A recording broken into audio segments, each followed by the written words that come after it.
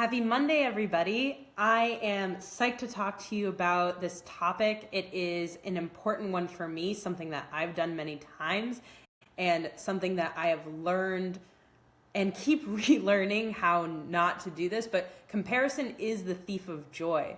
And I have found in my own life that when I am in a place of comparison saying, well, that person has this and I don't have that, and that makes me unhappy, and this is why, and I want that, and like, why can't I have it now? There's a feeling of frustration, and I'm not in gratitude for what I do actually have. And what I have can be something completely amazing and wonderful and awesome.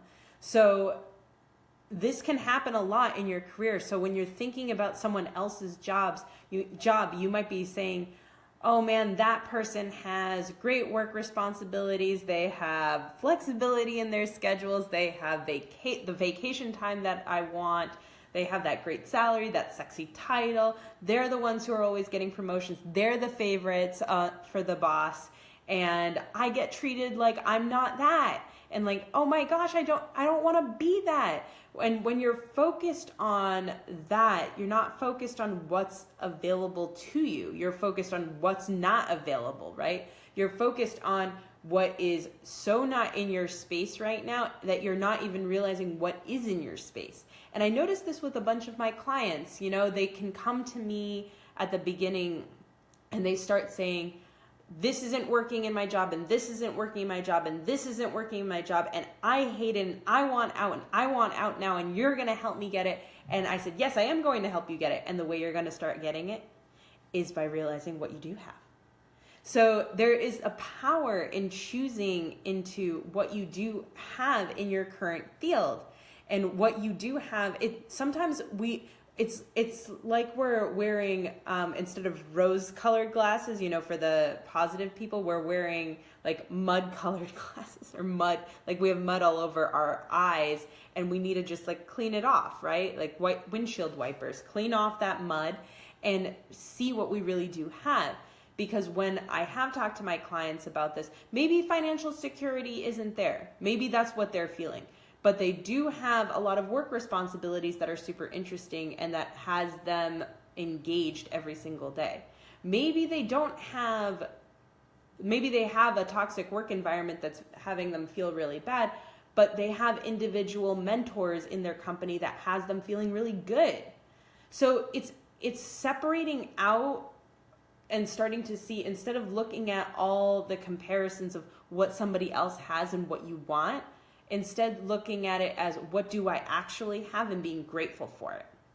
And there's a focus on what's not available because that focus creates that dissatisfaction, that creates that lack of fulfillment. And I've been there. So I'll tell you about my own experience. You know, I had some really wonderful jobs, and there was a point of time when I was really unhappy, and instead of seeing, you know, that I made a great salary, I was being put on interesting work, I was seeing that I was traveling too much, and I felt overworked and underappreciated, and I was being appreciated by other people, but because I wasn't being appreciated by certain people that I really wanted to be appreciated by, I decided that I was unhappy in my job. And I robbed myself of the joy that I had because I was looking at other people in my group and saying, well, that person seems happier and they don't have to travel as much as me. And this seems unfair. And I had been the one who had chosen all of it. I had chosen the project where I was sent to go travel and work a lot in New York City.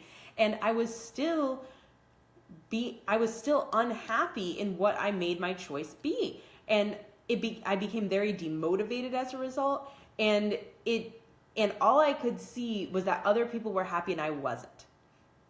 And you know, there's been an interesting study done around Facebook in particular, because we often feel that other people are so much happier than we are, and we don't see what's actually happening with other people, because Facebook is kind of the place that we go to first to distract ourselves. And most people don't post about what's not working in their lives on Facebook. They post about the happy points, right? They post about all the stuff that's going well in their lives, and then we're wondering, why don't we have those same things? If you totally are with me on this, nod along, write a comment, say, me, I definitely get this, because I definitely experienced this in my Facebook community. Not in this Facebook community, but in my group of friends, the people that I grew up with, the people who I went to college and grad school with. When you see what their lives are like, we're getting a glimpse into a piece of their lives. And that doesn't mean that they don't have their troubles, but we assume instead that their lives are going really well. And they might not be seeing it that way, but they're posting about what is going well because it helps them feel better, perhaps.